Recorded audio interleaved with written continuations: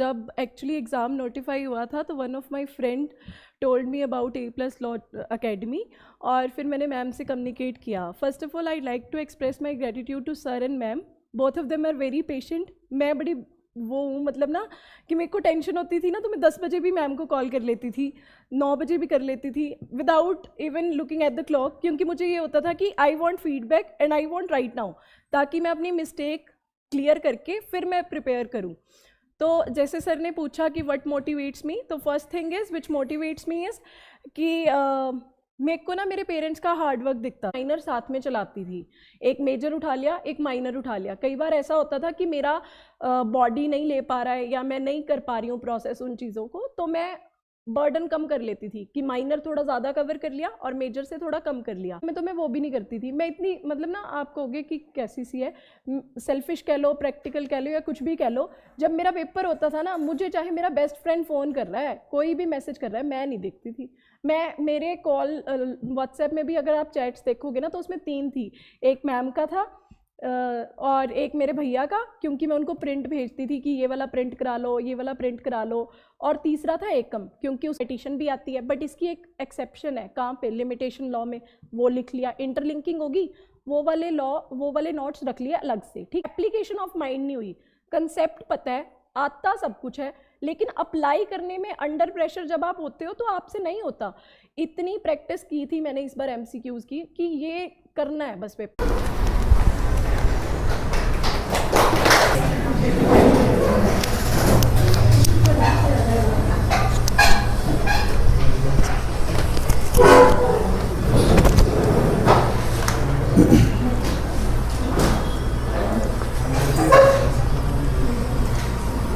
सो सबसे पहले आप सभी लोग सिमरन को जानते हैं. She don't need any introduction now and she is now Himachal Pradesh judicial services. She had qualified and with rank 12.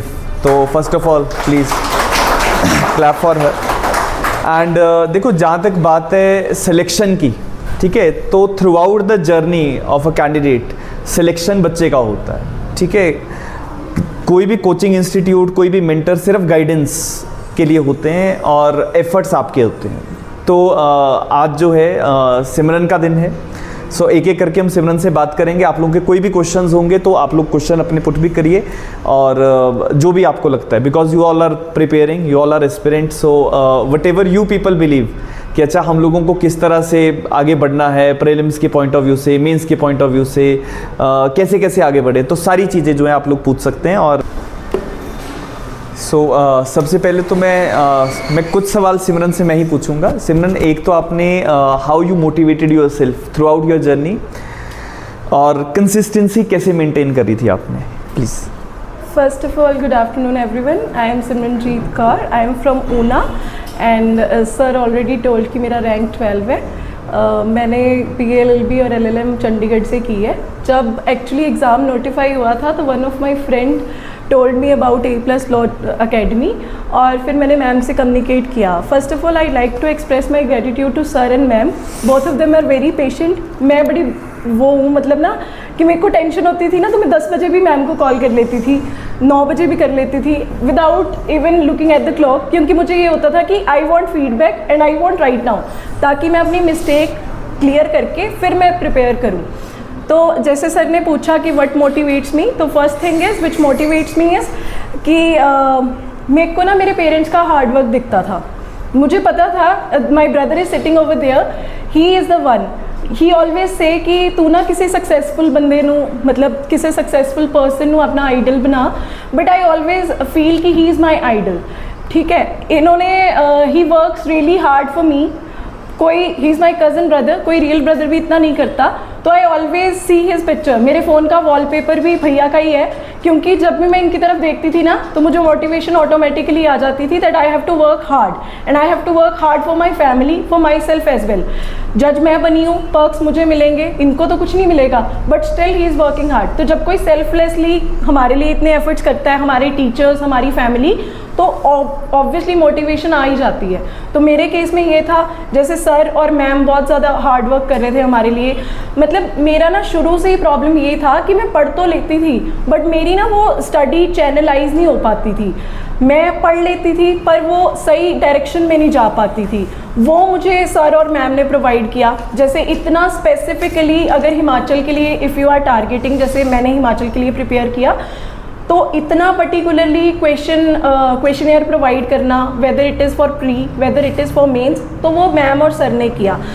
If I talk about motivation, तो motivation is my family, my friends, my teachers and perks of the job as well. तो जब भी आप सोचते हो कि we are going into judiciary, तो judiciary is the safest option in the legal field, तो ऑब्वियसली मोटिवेशन आ ही जाती है।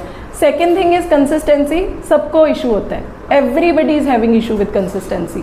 मेरा तो प्री के पहले भी इशू था, मेंस के पहले भी इशू था, पर कहते होंगे ना भी पंजाबी च भी मैं थोड़ा थोड़ा बोलूँगी, फिर वो मेरी मदर टंग है थोड़ी जी, है ना। कहते होंगे ना भी ढीठ बन जाओ, कुछ नहीं होंदा।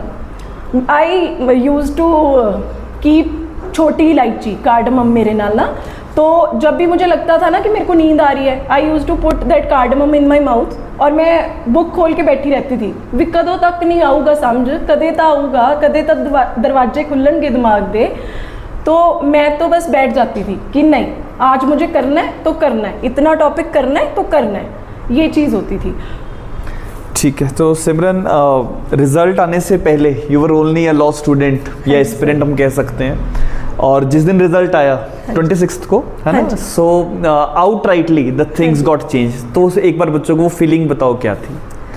सबसे पहले तो ना मेरी 25 को इंटरव्यू थी। आफ्टर 26 शाम तक मेरे को चक्कर ही आ रहे थे। आई वाज सो टेंस्ड, मतलब मैं घर वालों को बता रही थी कि मेरा खाने का मन नहीं कर रहा, मेरा कुछ पीने का मन नहीं कर रहा, मेरा सोने का मन नहीं कर रहा, सो रही हूँ तब भी चक्कर ही आ रहे हैं। And one of my friend, he also got selected, Pranav, he called me and he was like congratulation madam, आपका हो गया। फिर मैंने उसको पूछा तेरा हो गया? कहता हाँ। मैंने रिजल्ट डाउनलोड किया, मेरा रिजल्ट नहीं खुला। फिर मैंने मैम को कॉल किया कि मैम बता दो क्या हो गया। आगे से मैम ने मुझे कॉन्ग्रेचुलेट किया, भी हो गया। मैं क्या, मेरे को PDF तो भेज दो कि मेरा खुल नहीं रहा। Then I told my mother, it was a very good feeling. मेरी फैमिली ने सबसे पहले कहा, कहते जा गुरुद्वारे जाके थैंक यू करके आ, कि it was such a big blessing जो भगवान ने हमें दी है। तेरी मेहनत है, तेरे फ्रेंड्स की, तेरे टीचर्स की, हमारी, but it was with God's grace you achieved it, तो प्लीज़ जाके पहले थैंक यू करके आ। तो थोड़ा टाइम तो मुझे लगा उस चीज़ को प्रोसेस करने के लिए, but I am enjoying this phase. और एक बार once you come here, from there to here, it is a very beautiful journey. No doubt अभी लगता है कि यार स्ट्रेस हो रहा है, स्ट्रगल्स हैं, ये वो है, बट एक बार यहाँ पहुँच जाओगे तो बहुत अच्छा लगता है। Very good. सो सिमरन, दूसरा मेरा एक आपसे सवाल रहेगा कि as you always aspire to be a judicial officer, तो जैसे बहुत सारे हमारे बच्चे, जैसे इनमें से भी बहुत सारे बच्चे जो अभी कोर्ट्स में प्रैक्टिस भी कर रहे हैं, 3 ईयर रूल भी अप्लाई हो गया है, तो प्रैक्टिस इज ऑलमोस्ट मैंडेटरी। तो प्रैक्टिस के साथ साथ प्रिपरेशंस को कैसे लोग लेके चलें? ये सेम क्वेश्चन ना मैंने अपने कुछ फ्रेंड्स को भी बोला है जो साथ साथ में प्रिपेयर कर रहे हैं, और मैंने उनको बताया बेसिकली ना इसमें यही चीज़ है कि कंसिस्टेंसी। ठीक है, अब जैसे मैंने ट्रेनिंग पे जाना है तो मैंने भी ये चीज़ ट्राई करनी है कि मैं एटलीस्ट 2 या 3 आवर्स तो दूं अपनी स्टडी को। आप तो जुडिशियल एस्पिरेंट हो, आपको तो ज़्यादा देना पड़ेगा थोड़ा, ठीक है, क्योंकि ऑब्वियसली दिस पोस्ट डिमांड्स। तो इट्स लाइक कि आपको एक फिक्स टाइम, फिक्स शेड्यूल रखना ही है, यू हैव टू गिव, और revisions as much as you can. आप, मेरे लिए what works for me is कि मैं मेजर और माइनर साथ में चलाती थी। एक मेजर उठा लिया, एक माइनर उठा लिया। कई बार ऐसा होता था कि मेरा बॉडी नहीं ले पा रहा है या मैं नहीं कर पा रही हूँ प्रोसेस उन चीज़ों को, तो मैं बर्डन कम कर लेती थी कि माइनर थोड़ा ज़्यादा कवर कर लिया और मेजर से थोड़ा कम कर लिया। तो it is up to you. ये सब हर किसी की ना अपनी स्ट्रेटजीज़ होती हैं, और जब आप काम करना शुरू करते हो टुवर्ड्स योर गोल, स्ट्रेटजीज़ अपने आप बनती हैं। और कई बार कोई और बताता है, वो हमारे लिए वर्क नहीं करता, हम खुद बनाते हैं। तो मेरे लिए ये चीज़ काम करती थी। स्टार्टिंग में मैं क्या करती थी कि मेजर, सिर्फ मेजर करने, फिर माइनर करने, ऐसा। उसमें क्या होता था कि पहले एक मेजर ख़त्म किया, उसके बाद 2-3 माइनर कर लिए, क्योंकि अगर मेजर करते रहोगे ना तो दिमाग में ये चलता है कि यार मेरा तो ख़त्म ही नहीं हो रहा, मेरा तो इतना सिलेबस पड़ा है, इतना सिलेबस पड़ा है। तो जब एक दो माइनर कर लोगे ना बीच में, तो दिमाग में थोड़ी सेटिस्फेक्शन होती है भी यार 4 सब्जेक्ट तक कर ही लेना, हो ही गए ना। तो ऐसा है, तो आप साथ साथ में अपने मेजर माइनर्स चला सकते हो। आपको बस एक फिक्स्ड रूटीन रखना पड़ेगा और टाइम देना पड़ेगा, ठीक है। इसमें एक चीज़ आपको हेल्प कर सकती है, दैट इज़ आप स्केलेटन नोट्स बना के एंड पे रिवीजन कर सकते हो, वो चीज़ बहुत हेल्प करेगी। और आपको एक तो if you are particularly targeting for Himachal judiciary, फिर तो आपको रीसेंट जजमेंट्स तो आपको पढ़नी ही पड़ेंगी, न्यूज़पेपर से आप कटिंग्स उठा के या कुछ भी, जैसे भी आप सोर्स यूज़ कर रहे हो जैसे लाइव लॉ वगैरह, तो आपको वो चीज़ देखनी पड़ेगी। Thank you. सिमरन, जैसे वी आर हैविंग 3 स्टेजेस है ना, like prelims, mains and interview. So prelims की अप्रोच डिफरेंट है, हाँ जी, मेंस की अप्रोच डिफरेंट है, हाँ जी। सो वो आप एक बार कैंडिडेट्स को बताओ कि as you had started preparation, तो आपने कॉलेज के साथ ही प्रिपरेशन शुरू कर दी थी, हाँ जी, है ना? तो जब कॉलेज के साथ अपनी प्रिपरेशन शुरू करी, सो हाउ यू वर मैनेजिंग कि अच्छा मेरे को प्रीलिम्स के लिए किस चीज़ों के ऊपर फोकस करना है, मेंस के लिए क्या फोकस करना है? सर मेरी, जैसे मैंने बताया कि मेरी स्ट्रेटजी थोड़ी डिफरेंट थी। मेरे भैया कहते थे कि always start preparing for interview first, then mains and then for your prelims. तो मेरा ये चीज़ था, और मेरा ना ऐसा है कि जब तक मैं सारा पढ़ ना लूँ ना, मेरे दिमाग में सेटिस्फेक्शन नहीं होती है। तो माई फर्स्ट प्रायोरिटीज़ मैं अपनी कंसेप्चुअल क्लैरिटी क्लियर कर लूँ, ठीक है। वंस मेरे कंसेप्ट क्लियर है, उसके बाद मुझे था कि मैं अपने मेंस के हिसाब से पढूं, मतलब अपने डिटेल्ड नोट्स पढूं। कुछ ऐड ऑन करना है तो स्टिकी नोट्स लगा के साथ साथ में ऐड ऑन कर दूं। अगर आप नोट्स अच्छे से बना लेते हो ना, देन मुझे नहीं लगता आपको बुक रेफ़र करने की ज़रूरत पड़ती है। फिर बुक वाला काम बाद में आता है। आपने अपने डिटेल नोट्स पढ़ लिए, उसके बाद वंस यू डन, फिर जब पेपर आता है या आपके पास फ्री टाइम है, जैसे मेरे पास टाइम फ्री नहीं था, मेरा तो सिलेबस ही कंप्लीट नहीं हुआ था पहले, तो जैसे आपके पास फ्री टाइम बचता है, फिर आप प्री के हिसाब से पढ़ो, एक बार ऊपर से बेयर एक्ट्स नज़र मारो। जब आपका वो हो गया, फिर आप सिंगल्स की बुक जो MCQ के लिए आती है, मैंने वो यूज़ की थी, आप वो यूज़ कर सकते हो पूरे सब्जेक्ट्स की। उसमें टॉपिक वाइज भी दिए होते हैं MCQs, किस पर्टिकुलर टॉपिक को आपने रीड किया, आपने उसको पर्टिकुलरली पढ़ लिया, ठीक है। मैं क्या करती थी, मैं पहले पूरे डिटेल नोट्स पढ़ के, फिर मैं अपने स्केलेटन नोट्स बना के, केस लॉज का प्रॉपर वो बना के, if I got an opportunity तो आई शो, आप लोगों के साथ मैं शेयर करूँगी अपने नोट्स। तो उसमें मैं वो फटाफट से बना के बाद में MCQs सॉल्व करती थी, जब मेरा सारा सिलेबस कंप्लीट हो जाता था, जब मेरा एक टॉपिक या मेरा एक पूरा लॉ ख़त्म हो जाता था, तब मैं वो करती थी। उसके बाद प्रीलिम्स के लिए जैसे मैंने सिंगल्स की बुक आपको बताया कि मैंने सब्जेक्ट वाइज वो किए। उसके बाद जब मेरा एग्ज़ाम नज़दीक आ गया था, फिर तो जैसे सर और मैम प्रैक्टिस पेपर शेयर करते थे, उनसे मुझे बहुत ज़्यादा हेल्प हुई है। मेरी ना राजस्थान का लास्ट ईयर मैंने एग्ज़ाम दिया था और मेरा 3 नंबर से पेपर क्लियर नहीं हुआ था प्रीलिम्स। मैंने बड़ी तैयारी की थी, आई वॉज़ वेरी डिसहार्टेंड जब पेपर क्लियर नहीं हुआ। मैं रोई भी थोड़ा जा भी घरदिਆਂ ਨੂੰ भी दस्या भी देखो होया नहीं इदा उदा। फिर मेरे को ना प्रॉब्लम रियलाइज़ हुई कि व्हाट इज़ द प्रॉब्लम मेरी ये थी कि पढ़ तो सारा लिया, पर MCQ सॉल्व नहीं किए with in time, timer set करके। और उससे क्या था कि एप्लीकेशन ऑफ माइंड नहीं हुई। कंसेप्ट पता है, आता सब कुछ है, लेकिन अप्लाई करने में अंडर प्रेशर जब आप होते हो तो आपसे नहीं होता। इतनी प्रैक्टिस की थी मैंने इस बार MCQs की कि ये करना है बस पेपर, फिर भी मेरे 5 क्वेश्चन ऐसे थे जो गलत हो गए अंडर प्रेशर। HP प्री की बात बता रही हूँ। तो वो अलग अलग अप्रोचेस चलती है। तो मेरे हिसाब से तो start preparing for mains first, अपने कंसेप्ट क्लियर करो, उसके बाद अपने स्केलेटन नोट्स बनाओ, देन गो फॉर प्री। वो वाली अप्रोच मुझे गलत लगती है कि आप पहले मतलब आई मे बी मिस्टेकन, आप सबका अलग अपना अपना व्यू होगा। वो वाली अप्रोच मुझे सही नहीं लगती कि पहले आप थोड़ा सा पढ़ के फिर MCQ करने बैठ के, नहीं।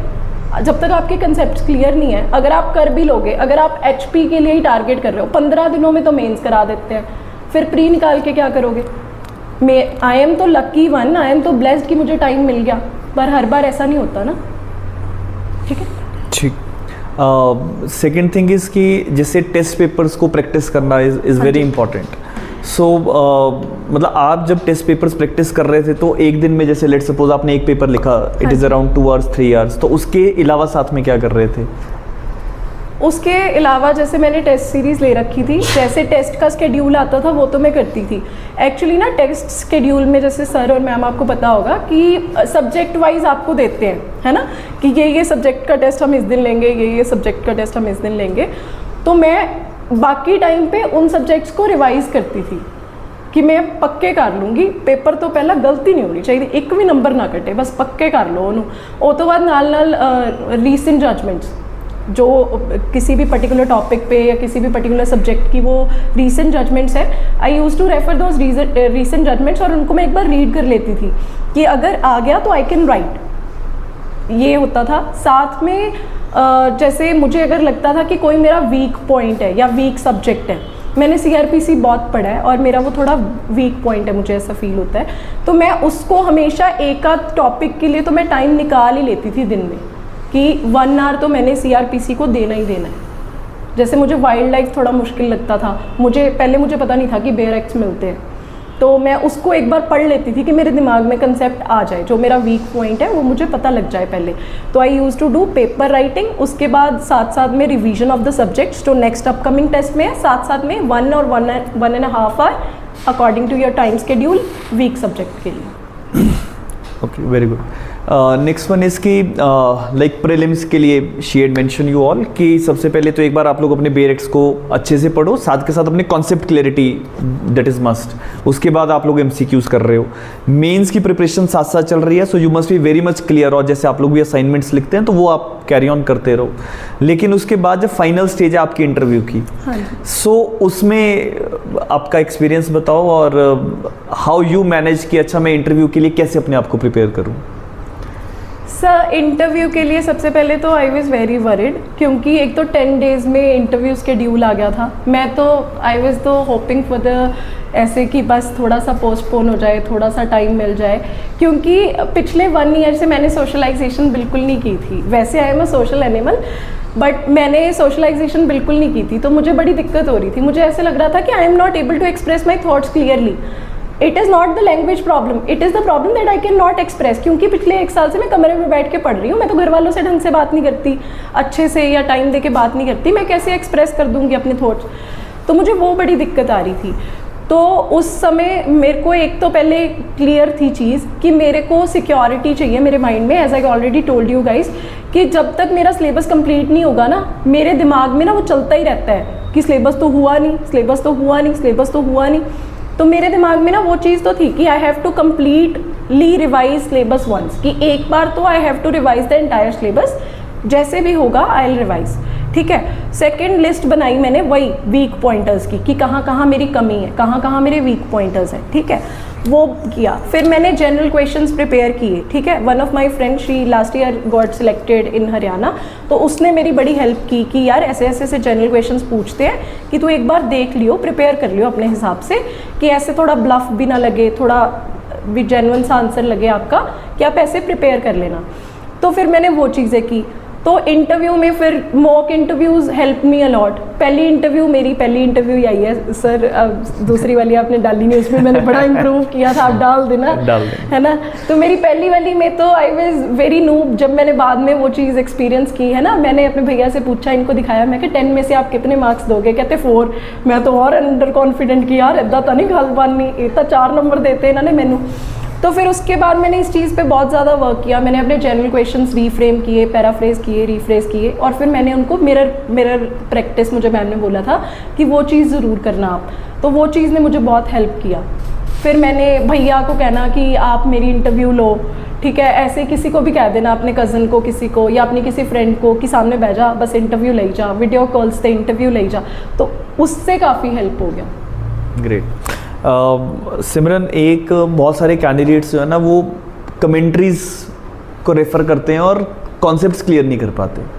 So what kind of approach they should adopt, और क्या इनिशियल स्टेजेस पे बुक्स की तरफ जाएं या ना जाएं? सर मेरा तो, जैसे मैं आपको अपनी अप्रोच बताती हूँ कि मैंने अपने इतने डिटेल्ड नोट्स बनाए हैं ना कि मुझे तो कोई बुक खोलने की ज़रूरत ही नहीं पड़ी, क्योंकि मैं साथ साथ में बुक खोल के नोट्स बना लेती थी। जैसे आज मैंने क्लास लगाई, मैंने नोट्स बनाए, उसके बाद मैंने बुक खोल ली कि मुझे कुछ एडिशनल चीज़ मिल रही है या कोई एडिशनल पॉइंट है जहाँ पे मैं फंस रही हूँ, जहाँ पे मैं आंसर नहीं कर पा रही हूँ। एक्चुअली क्या होता है ना, जब आप क्लासेस लगाते हो ना, तो आपके पास फ्री टाइम बहुत होता है, तो start asking your self question. कोई भी आपने टॉपिक पढ़ा, स्टार्ट आस्किंग क्वेश्चन कि यार अगर ये क्वेश्चन आ गया इस टॉपिक में से, तो am I able to answer it? If I am not, तो रेफर बुक्स भी नहीं आंसर कर रही तो सर से पूछो, ठीक है, और साथ साथ में वहीं पे लिख लो। तो मेरे को ऐसे लगता है कि बुक्स तो रेफ़र नहीं करनी चाहिए।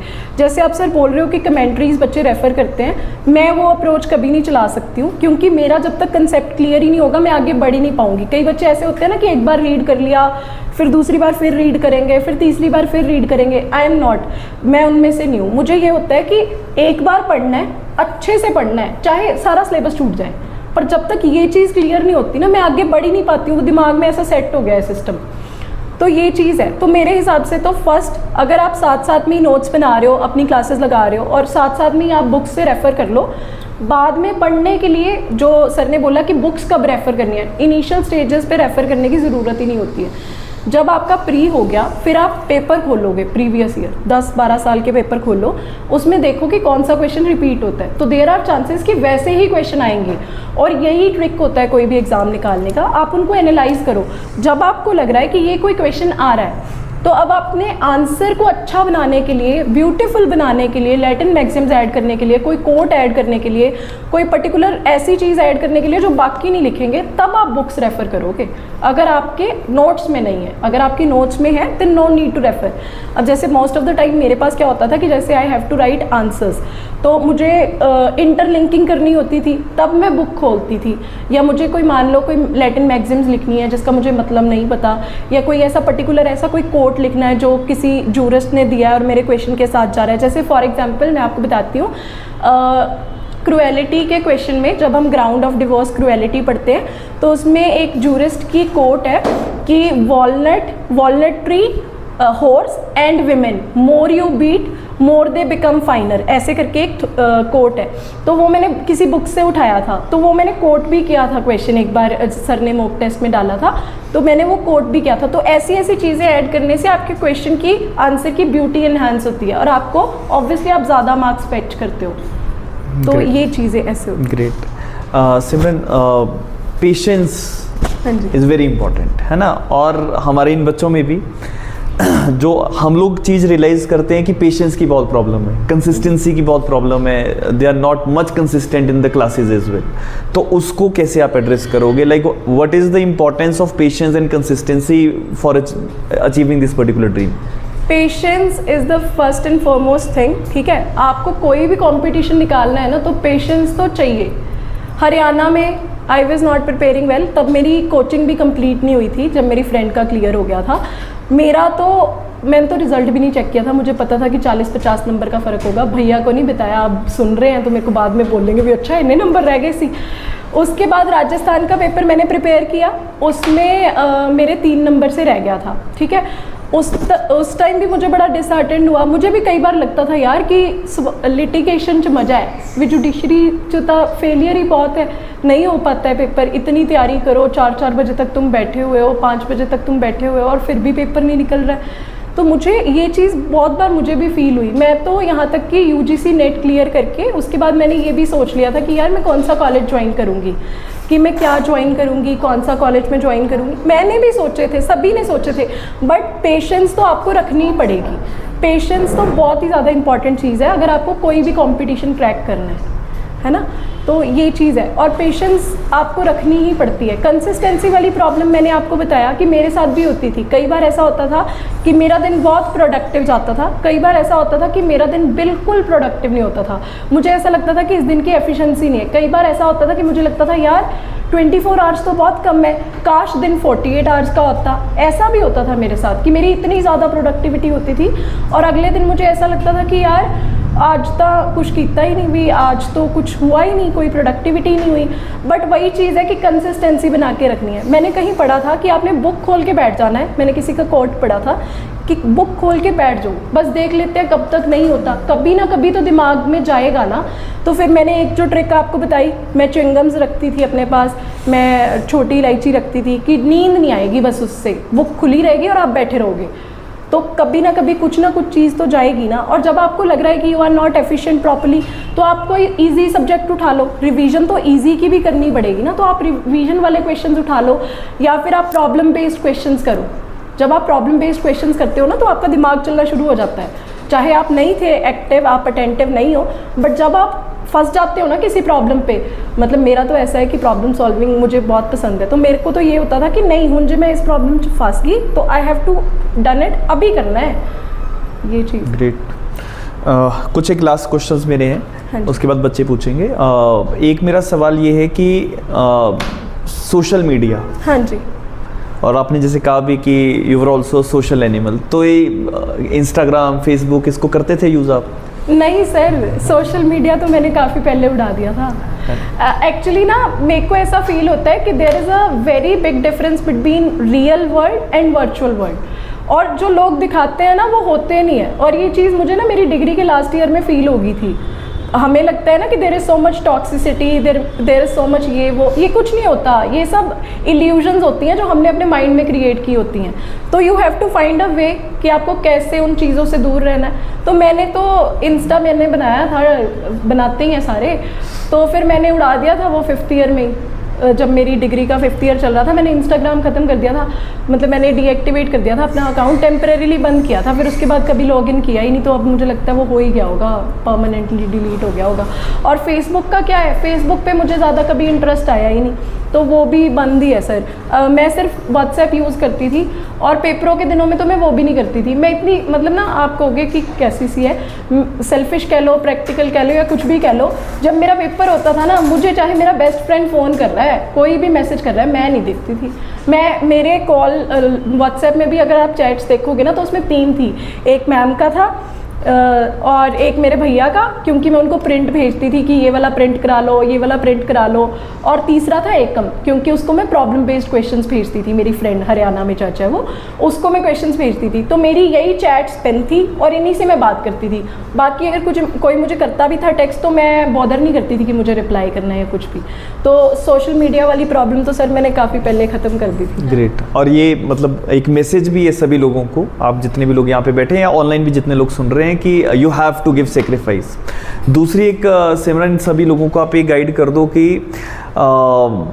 Apart from the social media, ठीक है, जो आपने भी बता ही दिया, इसके साथ साथ एक बहुत इंपॉर्टेंट फैक्टर होता है कि हमें छोटे छोटे सेक्रीफाइसेस करने होते हैं। घर में बर्थडे पार्टी आ गई, किसी की शादी आ गई, किसी का कुछ आ गया, फ्रेंड्स आ गए, उनके साथ मिलने जाना है, तो क्या ये चीज़ें ज़रूरी हैं या इन चीज़ों को हमें भी छोड़ना पड़ेगा? सर आई बिलीव, बोलते भी हैं, मेरे दोस्त भी बोलते हैं, मेरे भैया भी यही बोलते हैं कि जो रियल वन होते हैं ना, उनको इन सब चीज़ों से फ़र्क नहीं पड़ता। अगर आप अपने रियल फ्रेंड के बर्थडे पे नहीं भी जाओगे ना, उसको विश नहीं भी करोगे, उसको प्रेजेंट नहीं भी दोगे ना, वो तब भी समझ जाएगा। ये कोई बहुत बड़ी प्रॉब्लम नहीं होती। मैं भी जिद करती थी, मेरे को तो कभी शुरू से शादियों में लेके जाते ही थे, ये बहुत कम लेके जाते थे, ना भैया खुद जाते थे ना मुझे जाने देते थे शुरू से ही। तो मैं कई बार जिद भी करती थी कि नहीं, सारे बच्चे जानते हैं, मैनू भी लेके जाओ, मैं भी जाना है। पर फिर कई बार मैं रूठ भी जाती थी कि नहीं पाजी मैं जाना। पाजी भी बड़ा तेज मेरा, उदों तो मैनू लैके नहीं जाना ब्याह च, बाद च मैनू मना लेना कि कुछ नहीं, उत्थे की सी, उत्थे कुछ भी नहीं सी, वधिया भी नहीं सी, ब्याह वधिया होया तू नहीं गई। तो ऐसा होता था मेरे साथ। तो और मैंने भी बहुत सारे सेक्रीफाइसेस किए हैं यार। मेरे फ्रेंड्स चंडीगढ़ में है सारे, मेरे सारे फ्रेंड्स मुझे बुलाते थे, मेरे घर से 2 घंटे का रास्ता है चंडीगढ़ का, तो वो हमेशा बुलाते थे कि यार आ जा, कुछ नहीं होता, आ जा, कुछ नहीं है, एक दिन के लिए आ जा, शाम को चली जाइयो, ऐसे कर लियो। बट मैं फिर कहती थी कि नहीं यार, मेरी प्रेपरेशन हैम्पर हो जाएगी, मैं नहीं कर सकती, आई can not afford at this point of time. तो फिर वो समझ जाते थे। और मैं आपको खुद की एग्जांपल बताऊं तो मेरे जो दोस्त मुझे बुलाते थे उस टाइम, वही मेरे रिजल्ट पे सबसे ज़्यादा खुश हुए, वही मेरे से ज़्यादा रोए कि शुक्र है इसका भी हो गया। तो जो रियल वन होता है ना, वो स्टे करता है। ये सारी मटीरियलिस्टिक चीज़ें हैं और कहीं ना कहीं ये मैटर नहीं करती हैं। अगर if both of you are true to each other, तो ये सारी चीज़ें मुझे नहीं लगता कहीं भी आपको अफेक्ट करेंगी। ग्रेट।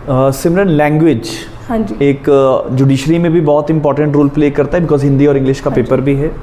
बहुत सारे बच्चों के कम्युनिकेशन स्किल्स में भी एक प्रॉब्लम आती है कि अच्छा हम सर इंग्लिश सही से नहीं बोल पाते हैं। So how you see all these things? Thank you sir.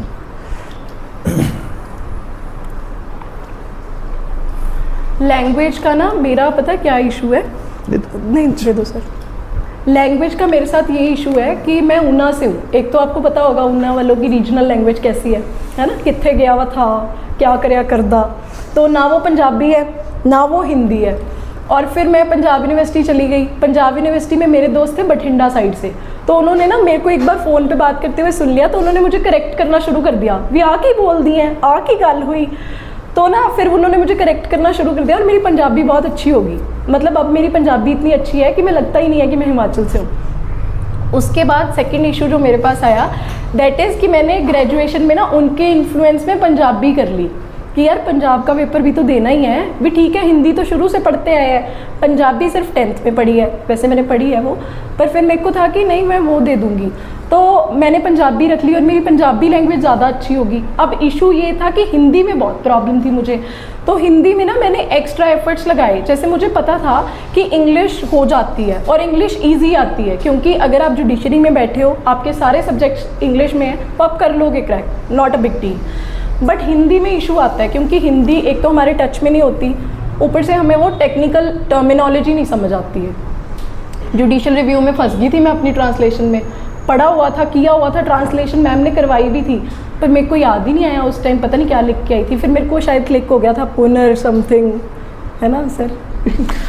तो हिंदी में मेरे को ये था, मेंस का जब डेट आ गई थी, मुझे पता था कि Hindi is my weak point, तो I have to work on it, और मैं हिंदी के लिए भी स्पेशल टाइम निकालती थी। I forgot to tell you earlier कि मैं लैंग्वेज के लिए भी साथ में टाइम निकालती थी, जैसे पेपर लिखना, साथ में रिवीजन करना, प्लस जो टफ लगता है सब्जेक्ट उसके लिए, प्लस लैंग्वेज के लिए। इंग्लिश नहीं की मैंने, पर मैंने हिंदी बहुत की है। मैंने इतने एसेज लिखे थे ना, और आई यूज़ टू राइट पूरा पूरा एसे कि मुझे कहीं वर्ड भूल जाऊँ मैं, या मेरी grammar mistake, and I use to give it to my friends कि आप प्लीज़ चेक कर दो, आपको कहीं ग्रामर में प्रॉब्लम लग रही है, कहीं मात्रा गलत है, कहीं कुछ गलत है, और वो सारी चीज़ें मैं करवाती थी अपने फ्रेंड्स से। तो हिंदी पे मैंने स्पेशल फोकस किया, क्योंकि मुझे पता था कि Hindi is my week point, तो मुझे उस पर थोड़ा काम ज़्यादा करना पड़ेगा। सिमरन, इंटरव्यू हम लोग ने भी जितने भी आपके मॉक्स लिए, लगभग जब हम तैयारी करते हैं तो हमें लगता है कि इंटरव्यू इंग्लिश में ही होगा। हाँ जी। लेकिन एक्चुअल इंटरव्यू में हिंदी इंग्लिश दोनों चलता है। हाँ जी। राइट, तो उसके बारे में अपना एक एक्सपीरियंस, जो आपका फाइनल इंटरव्यू रहा कमीशन में, उसको लेके आपका क्या एक्सपीरियंस था? सर मेरी तो सारी इंटरव्यू इंग्लिश में ही चली थी, मतलब मुझे नहीं पता था कि हिंदी भी बोल सकते हैं, या मेरे साथ उन्होंने बोला भी नहीं हिंदी में। मेरी एक तो फर्स्ट इंटरव्यू थी, तो मेरी किसी से बात भी नहीं हो पाई उस दिन कि कैसी चल रही है कैसी नहीं, तो मेरी इंटरव्यू तो इंग्लिश में ही चली थी, और मेरी काफ़ी फॉर्मल सी इंटरव्यू चली थी, 30 to 35 मिनट्स इंटरव्यू चली थी। और स्टार्टिंग विद उन्होंने स्टार्ट ही यहाँ से किया कि आप कहाँ से आते हो, कौन सी जगह से आते हो।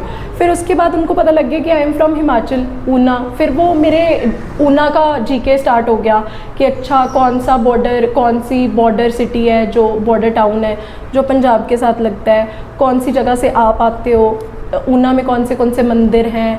एक उन्होंने क्वेश्चन पूछ लिया कि अच्छा हमारे वहाँ पे बाबा बड़भाग सिंह का मेला होता है, कि वो कब लगता है, क्यों लगता है, क्या स्पेशलिटी है, वो सारा चीज़ पूछी। फिर मुझसे HPGK पूछी। फिर जैसे मेरी LLM थी, तो उन्होंने LLM की तरफ उन्होंने टर्न ले लिया, तो उन्होंने मेरे से सारा कॉन्स्टिट्यूशन के बारे में, एडमिनिस्ट्रेशन लॉ के बारे में पूछा।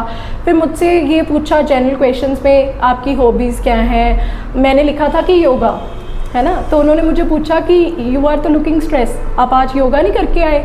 तो फिर मैं कहा भी सर मैं तो शाम को करती हूँ, 6:30 से 7:30 मेरा टाइम है कि मैं शाम को करती हूँ, जाके करूँगी। तो फिर उन्होंने मुझसे कुकिंग के बारे में भी पूछा कि अच्छा ऊना की कौन सी डिश फेमस है, उसकी बताओ, रेसिपी बताओ।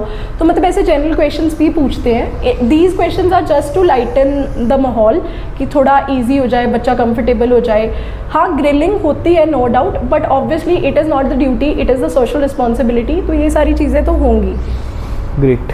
सो आप लोग को कोई भी क्वेश्चंस सिमरन से पूछने हैं, यू मे प्लीज़ सुप्रिया।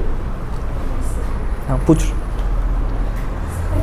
हाँ पूछ लो, पूछ लो, कोई बात नहीं।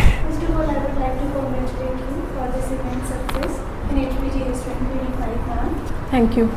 Ma'am, actually, I just want to ask that with respect to the prelims point of view, as we are having now 3-year rule, हाँ जी। yes, I have just recently completed my DA.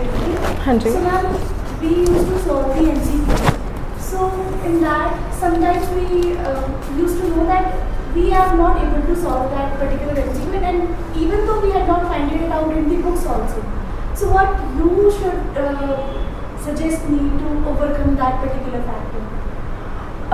कई बार ना ऐसा भी होता है, जो books हम refer कर रहे हैं ना, उनमें आंसर भी गलत दिए होते हैं। A lot of time this happens, ठीक है। तो जब भी मुझे ऐसा कोई क्वेश्चन होता था ना, मैं फटाफट नोट करके फिर मैं बाद में उसको देखती थी अपने नोट्स में जाके, अपनी बुक्स में जाके, या ऑनलाइन सर्च करती थी ऑथेंटिक सोर्सेज से। तो तब मुझे ये चीज़ रियलाइज़ होती थी कि नहीं यार, बुक में ही क्वेश्चन गलत है। तो ये जो बुक में क्वेश्चन गलत है वो तो यूनिवर्सल फैक्ट है, वो चलता है, और वो थोड़ी बहुत प्रिंटिंग एरर भी हो सकती है, it's not a big deal. जैसे आपका क्वेश्चन है कि आपको you are preparing for prelims और आप क्वेश्चन सॉल्व करते हो और आपको कोई क्वेश्चन अपने नोट्स में भी नहीं मिलता, अपनी बुक्स में भी नहीं मिलता, वैसे तो सबसे बेस्ट वे होता है कि आप खुद रिसर्च करो, ऑनलाइन सोर्सेज यूज़ कर लो, ठीक है।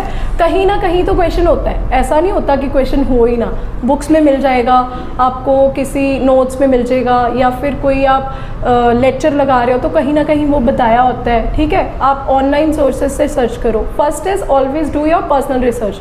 फिर भी नहीं मिल रहा तो your teachers are sitting, you can discuss it with your seniors, your friends जो क्वेश्चन सॉल्व कर रहे हैं, तो हो जाता है। ऐसे कुछ क्वेश्चन ऐसे होते हैं जो आपको अपनी प्रूडेंस के हिसाब से सॉल्व करने होते हैं, तो आप वो लगाओ। आप डाउटफुल हो उस क्वेश्चन के लिए तो आप अपने टीचर्स से पूछ लो।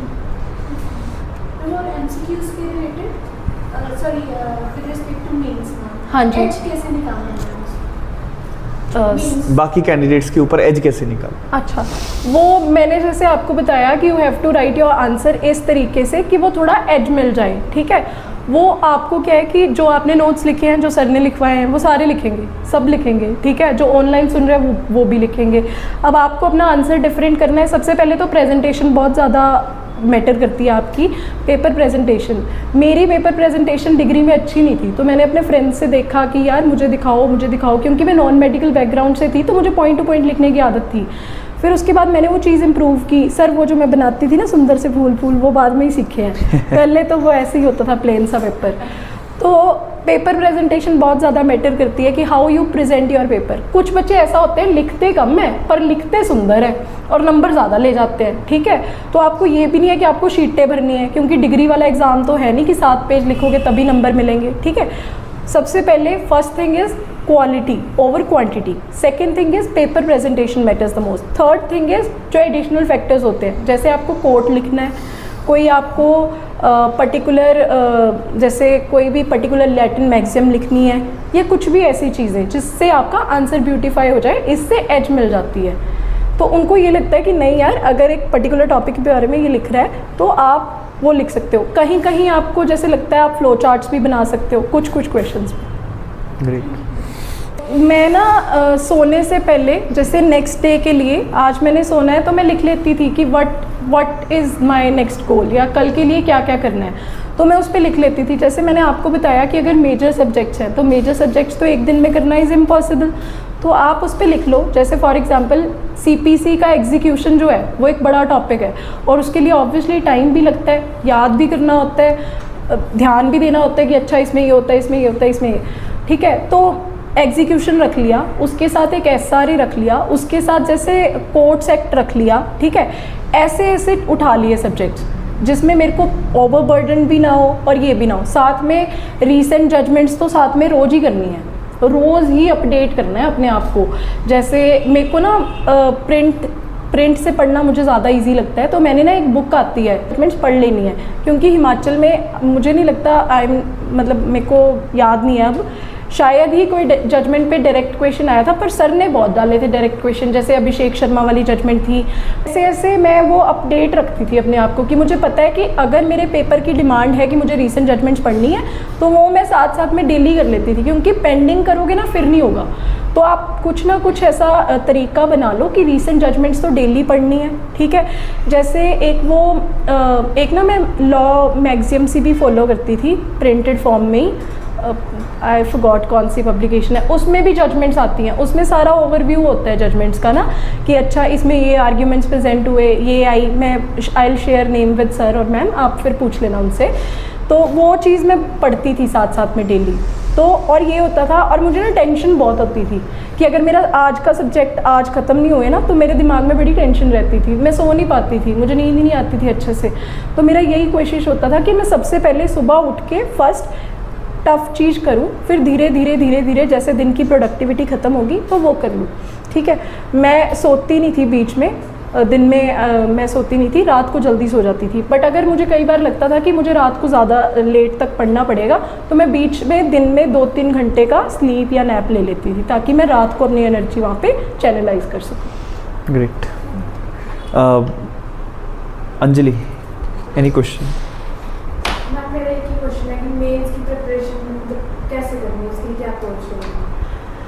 मैं आपको बताती हूँ। सबसे पहले ना मैंने आपको बताया कि मेरे नोट्स आर सफिशेंट, मैंने उसी में बुक से सब कुछ बना लिया हुआ है ना। तो सबसे पहले तो मैं नोट्स पढ़ती थी, डायरेक्ट नोट्स साथ साथ में पढ़े। उसके बाद मैंने ना 3 तरह के नोट्स बनाए थे। एक तो मेरे डिटेल्ड नोट, उसके बाद एक वो वाले नोट्स जो मुझे पता है मुझे कंसेप्ट क्लियर है, अब मैं इसको रेफ़र नहीं करूँगी, अब मैं रिवीजन के लिए दूसरे नोट्स रेफ़र करूँगी। वो भी काफ़ी मोटे नोट्स हैं। उसमें मैंने सबसे पहले, जैसे फॉर एग्जांपल हम सूट की बात करते हैं, तो मैंने उसमें सूट लिख लिया, क्या है सूट की डेफिनेशन वो लिख ली एक जनरल टर्म में। फिर एक ऑफिशियल लिक्विडेटर हंसराज वाला जो केस है गुप्ता वाला, वो लिख लिया। उसके बाद क्या सूट में और क्या क्या चीज़ें आती है, पिटिशन आती है, अपील आती है, क्या चीज़ आती है। अच्छा, वैसे तो सूट में एप्लीकेशन भी आती है, कई जगह पिटिशन भी आती है, बट इसकी एक एक्सेप्शन है, कहाँ पे, लिमिटेशन लॉ में, वो लिख लिया। इंटरलिंकिंग होगी, वो वाले नोट्स रख लिए अलग से, ठीक है। अब जब मैंने दोबारा रिवीजन करनी है ना, तो मैं सेकंड नोट्स जो मैंने अभी आपको बताए वो वाले उठाऊंगी, डिटेल वाले नहीं उठाने, क्योंकि पेपर जब नोटिफाई हो जाता है आपके पास टाइम नहीं होता कि आप नोटबुक्स उठाओ।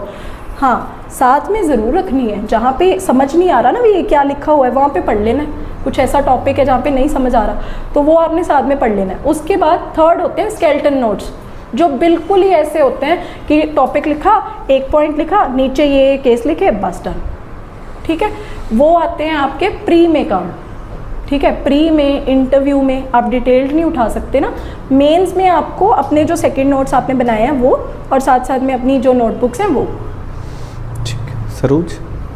मैम बहुत टाइम ऐसा होता है कि लाइक रिजल्ट्स नहीं आ पाते हैं तो हम डिमोटिवेट हो जाते हैं, एंड उसकी वजह से स्ट्रेस भी हो जाता है। तो मैम खुद को मोटिवेट रखने के लिए कुछ टिप्स? मैं तो आपको खुद बता रही हूँ कि मेरा तो खुद 2 बार एग्ज़ाम नहीं हुआ है ना, तो मैं 2023 से पास आउट हूँ। मैं तो LLM में एडमिशन लेने का पर्पस ही ये था कि पंजाब यूनिवर्सिटी में बहुत सारे रिसोर्सेज हैं, बहुत बड़ी लाइब्रेरी है, तो मैं वहाँ पे जाके प्रिपेयर करूँगी, है ना।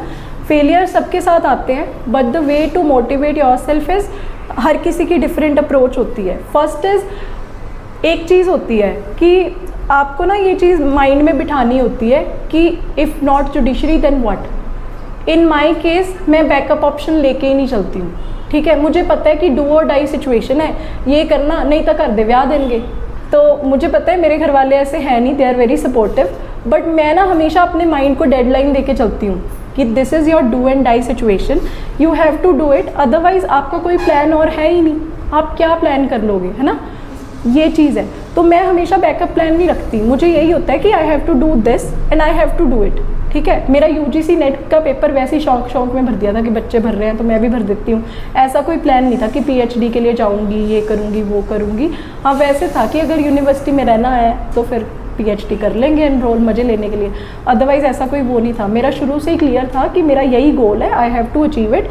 और मोटिवेट रहने का ना यही तरीका होता है यार, कि आपको पता होता है, आप ना अपनी जहाँ पे आपका स्टडी टेबल होता है ना, वहाँ पे बुक्स रखो, वहाँ पे लिख के लगा दो अपना, जैसे सिविल जज सिमरनजीत कौर या कुछ ऐसी सी चीज़ें, मोटिवेशन थॉट्स या कुछ भी जो आपको वो करती है। जैसे मैंने बताया कि मेरे फ़ोन के वॉलपेपर में मेरे भैया थे, और जब भी मैं भैया को देखती थी मुझे तो ऐसा लगता था कि नहीं यार, मुझे इनके लिए करना है, मैं गिव अप कर भी सकती हूँ पर इनके लिए करना है, ठीक है, क्योंकि मेरे से ज़्यादा वो हार्ड वर्क कर रहे हैं मेरे केस में।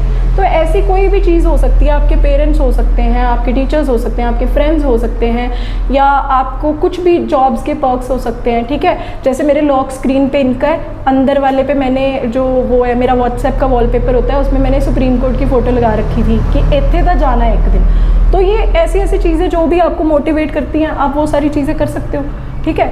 ये सबके लिए अलग अलग वर्क करता है, तो आपको जो भी सुटेबल लगता है आप करो। पता क्या होता है, जब तक एक्सप्लोर नहीं करोगे ना तब तक पता नहीं लगेगा कि क्या चीज़ काम करती है क्या चीज़ नहीं, ये चीज़ है, ठीक है।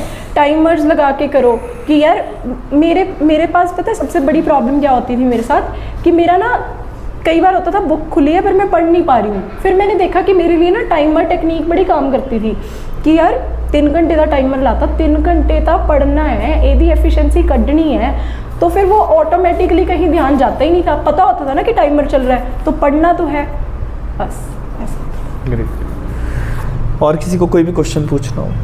मुस्कान? No? Rahul? Everything clear? Garima? What are the qualities जो अपने अंदर बिल्ड करनी चाहिए प्रिपरेशन के लिए? Dedication, hard work plus smart work, not only hard work, smart work is very important, problem solving skills I believe, और डेडिकेशन डिटर्मिनेशन, यही चीज़ें होती हैं यार, कुछ नहीं होता, मतलब ये कहने की बातें होती हैं कि डेडिकेशन डिटर्मिनेशन हार्ड वर्क ही। आपको अपने माइंड में बस ये चीज़ फिक्स करनी है कि मुझे वो चीज़ चाहिए बाय हुक और बाय क्रुक। बॉडी नहीं चल रही, कोई गाल नहीं, लेट के पढ़ लो, कुछ नहीं होता, ठीक है। फ़ोन से पढ़ लो, ठीक है। जिस दिन नहीं मन कर रहा बुक पढ़ने का, वीडियो चला लो, वीडियो लेक्चर चला लो, ठीक है। रिवाइज़ तो हो ही जाएगा, रिवाइज़ तो कर ही लोगे, और तो कुछ नहीं है दिक्कत, ठीक है। बस पता है कि करना है और कैसे भी करना है, टाइम यूटिलाइज़ करना है। फ़ोन पे वैसे भी तो रील्स शॉर्ट्स देखते ही हैं, तो कुछ नहीं है, कुछ लॉ वाली वीडियो चला लो, है ना, ऐसी कुछ भी वीडियो चला लो जो आपको लगे। मैराथन्स देख लो, जैसे बहुत सारे टीचर्स या बहुत सारे यूट्यूबर्स ऐसे हैं जिन्होंने मैराथन्स चलाई होती हैं, है ना, लंबी लंबी मैराथन चलती है वो प्री पॉइंट ऑफ व्यू के हिसाब से, तो आप वो देख लो, वो लगा लो। रोज़ सोने से पहले आधा घंटा सुन लिया करो, वो भी एक नाइस वे है, बट वो तब है जब आपके कंसेप्ट क्लियर है। और वो ऐसा होता है कि आप जब वो सुन रहे हो ना, तो आपके माइंड में वो पूरा कंसेप्ट चलना चाहिए कि अच्छा ये वाला टॉपिक बोला है तो इसमें ये केस लॉज हैं, ये कंसेप्ट है, ये ऐसे है, ये चीज़। मेरे साथ बहुत बार होता था कि मेरा पढ़ने का मन नहीं करता था, तो मैं ऐसे वीडियो चला लेती थी। सर की जो वो लेक्चर सीरीज़ नहीं सही सर, वो केस लॉज वाली, वो मैंने बहुत सुनी है, वहीं से केस लॉज याद हो जाते हैं, पढ़ने की ज़रूरत ही नहीं पड़ती आपको। एक बार आपने वो केस का सारा पढ़ लिया ना कि अच्छा इस केस में ये फैक्ट्स थे, ये हो गया। मेरे को ऐसा लगता है ना कि केस के फैक्ट्स, सारे फैक्ट्स तो नहीं आप पढ़ सकते क्योंकि बहुत सारे केसेस होते हैं, बट कुछ केसेस ऐसे होते हैं जो बहुत ही लैंडमार्क है, उनके ना फैक्ट्स का 1-2 आउटलाइन ज़रूर पढ़ लिया करो। स्टोरी बन जाती है ना, तो याद रह जाता है कि अच्छा ओदे च एवें होया सी। एस्टॉपल वाले में ना मुझे हमेशा प्रॉब्लम होती थी कि कौन सा प्रॉमिसरी एस्टॉपल है, कौन सा प्रोप्राइटरी एस्टॉपल है, वो तो उसमें मैं हमेशा ना स्टोरी पढ़ के, फैक्ट्स की 1-2 लाइन्स पढ़ के फिर मैं केस याद करती थी, फिर मुझे याद हो जाता था, तो मैंने वो ऐसे याद किए थे। ठीक, किसी और का कोई क्वेश्चन? अमरिंदर? जो मेंस के आंसर राइटिंग है ना, उनमें लेंथ और साथ में जो स्पीड, राइटिंग स्पीड, वो सारी मेंटेन करके रखनी होती है, वो कैसे मेंटेन की जाए? मेरी तो सबसे बड़ी दिक्कत ही ये है कि मेरे से फास्ट लिखा ही नहीं जाता है। मैं तो यूनिवर्सिटी के पेपर रो के कंप्लीट करती थी, मेरी तो बहुत ज़्यादा बड़ी दिक्कत है ये कि मैं लिख नहीं पाती हूँ फास्ट, है ना। पर अब मुझे लगता है कि वो चीज़ इम्प्रूव हो गई है। वो इम्प्रूव ऐसे हुई है पेपर राइटिंग से, मतलब जैसे आंसर्स लिखे हैं, मैं पता क्या करती थी, मैं ऐसा करती थी जब मुझे पता है कि मेरे को मॉक लिखने हैं, तो मेरे मॉक्स जब मैंने पहला मॉक अटैम्प्ट किया था तो मेरा 40 मार्क्स का पेपर छूट गया था।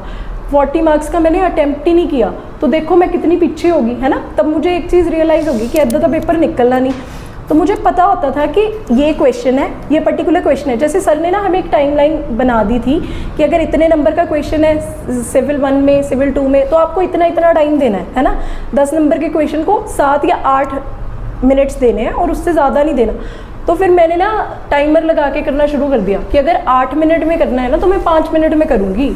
फिर मैं एक आंसर लिखती थी, रोज़ का 1 आंसर या 2 आंसर्स, ऐसे कई बार नहीं भी लिखती थी। जब टाइम नहीं मिलता था मैं नहीं भी लिख पाती थी, बट मैंने ये टाइमर वाली टेक्निक लगाई थी कि अगर मुझे आंसर लिखना है तो फटाफट से टाइमर लगाया और 1 क्वेश्चन लिख दिया, 1 आंसर फटाफट से लिख दिया, वो चीज़ करती थी मैं। ठीक है, शुभम? No queries? हाँ अनिता प्लीज़। सिलेबस कंप्लीट करने में कितना टाइम लगा? मेरा ना एक्चुअली क्या था ना, मेरी 2023 में जैसे कोचिंग डिग्री ख़त्म हुई थी, उसके बाद ना मैंने एक मेजर उठाना शुरू कर दिया था रिवाइज़ करने के लिए, but I was not able to do it क्योंकि LLM का भी बर्डन था और भी बहुत सारियाँ चीज़ें सी, मैं कर नहीं पाई थी, है ना, प्रॉपरली रिवाइज़। फिर क्या हुआ, जब मुझे पता लग गया था कि पेपर नोटिफाई होने वाला है 2024 में, जून जुलाई में मेरे को पता लग गया था कि या पंजाब आएगा या हिमाचल आएगा। तो मुझे ये था कि पंजाब आए तब भी मुझे करना पड़ेगा, हिमाचल आए तब भी मुझे करना है। तो तब ना मैंने तब से स्टार्ट कर दिया था डिटेल्ड में 1 सब्जेक्ट उठा के रिवीजन स्टार्ट कर दी थी मैंने। जैसे मुझे था कि एक बार मेरे मेजर्स हो गए ना, माइनर्स तो मैं तब भी कर लूँगी जब आएगा टाइम, तो मेरे को था कि मैं मेजर्स ख़त्म कर लूँ। तो मुझे फिर दिसंबर तक मैंने मैम को जब कॉल किया था कि ऐसे ऐसे पेपर नोटिफाई हो गया, मैम मुझे कहते कि बेटा आप अभी मत इनरोल करो, आप एक बार ना रिवीजन कर लो सारी, आप सिलेबस कंप्लीट कर लो, फिर उसके बाद देखते हैं। फिर समहाउ खिंच के मैंने फेब तक सिलेबस कंप्लीट कर लिया था। वही मेजर्स कंप्लीट कर लिए थे, मुझे था कि मैं माइनर्स तो बाद में भी कर लूँगी, है ना। तो वो साथ साथ में हो जाते हैं माइनर्स, ऐसी कोई दिक्कत वाली बात नहीं होती, 2 दिन लगते हैं, ठीक है। बट मेरे जितनी बेवकूफ़ी नहीं करना आप लोग, पहले ही रिवीजन करके रखना, क्योंकि मेरे पास तो टाइम बहुत कम था, बहुत ज़्यादा टाइम कंस्ट्रेंट था, तो फिर इसीलिए मेरे को बड़ा स्ट्रेस होता था जब मेंस की डेट आ गई थी पहले। फिर आई एम लकी इनफ कि मेरे टाइम तो पोस्टपोन भी 2 बार हो गया, तो फिर मुझे टाइम मिल गया, और वो चीज़ जब मेरे को मिली तो it was like an opportunity for me, और मैंने मतलब उसका पूरे तरीके से फ़ायदा उठा लिया। तो फिर सिलेबस वैसे कंप्लीट करने के लिए कोई टाइम नहीं होता है यार, मतलब कोई ऐसे पर्टिकुलर टाइम नहीं है, हर किसी की ना अपनी स्पीड होती है, हर कोई अपनी पेस पे चलता है, आप ऐसे जनरलाइज कर ही नहीं सकते हो। कई बच्चे 1 साल में कर लेते हैं, कई 2 साल में करते हैं, कई 6 महीने में कर लेते हैं, कई 2 महीने में कर लेते हैं। तो it is only up to you कि आप कितना प्रोसेस कर पा रहे हो, है ना। ठीक है, एनी क्वेरीज नीरज? जनरली तो कोई क्वेश्चन नहीं है, बट मेरे को ऐसे जानने की वो थोड़ी क्वेरी, जैसे कि आपका रिजल्ट आया हो, उसके बाद आपको रिश्तेदारों को फोन तो आए अभी तक आ रहे हैं। उनके लाए होंगे जो मैं कभी बात नहीं करती, कुछ वीडियो मार के जाते थे, आपको आए होंगे, आपके भाई मेरे सबको आए होंगे, तो आपको कैसा फील हुआ? वैसे तो मैं बड़ी कैरिस्मेटिक पर्सनैलिटी हूँ, है ना। अब मैं बोल नहीं रही हूँ ज़्यादा, मुझे ऐसे कोई इग्नोर करता नहीं है सर, पर हाँ आते हैं, अगर किसी के फ़ोन आते हैं तो अच्छा लगता है यार, it was a nice feeling. Obviously तुहानू फील तो ਹੁੰਦਾ ही भी हाँ बड़ा बोलता सी, हुण कर रहे ना फ़ोन, कर रहे ना मैडम नू फ़ोन, है ना। तो ऐसा फील तो होता है, it was a very good feeling. आप जब यहाँ पहुँचोगे ना तो हुण तुहानू इदां लगदा होगा खड़ी हुई है, बोली जाती है ना, पागल हो गई है। इट वाज माई हैप्पीनेस, मतलब अगर वैसे आप मुझे खड़ा देते ना इंटरव्यू से पहले तो शायद मैं इतना बोल ना पाती, बट अब ये मेरी हैप्पीनेस है। या फिर आप कह लो कि मैं आपको बताना चाहती हूँ कि यार मेरे साथ ये प्रॉब्लम्स हुई थी, आप ये मत करना, या मैंने ऐसे ऐसे किया था, आप ये करना। हो सकता है वो किसी एक बच्चे के लिए वो चीज़ काम कर जाए, है ना। तो ये चीज़ है, अच्छा लगता है यार। It was a very good feeling when you come from there to here ना, it was a very pleasant and very good feeling. Great, so clap for Simranjeet and one another source of motivation is मेरे भाई की बेटियाँ, ये हमेशा मेरे आसपास होती थी ना, तो मुझे हमेशा लाइवली फील होता था। और सिमरनजीत जी के ब्रदर के लिए एक बार तालियां बजा दें सभी लोग, बिकॉज इनका बहुत बड़ा योगदान रहा है इसकी सक्सेस में। सो मैम आप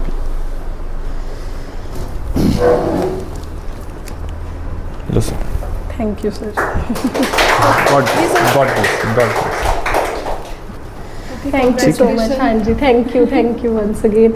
आप दोनों ही बहुत पोलाइट हो, बहुत पेशेंट हो। मैं तो कई बार ना, मेरे भैया कहते थे कि टाइम तो देख लिया कर फ़ोन करन तो पहला, भी तो कदे भी फ़ोन करन लग जानी। मुझे लगता नहीं मैम ठीक है, मैम कर लेंगे, उठा लेंगे।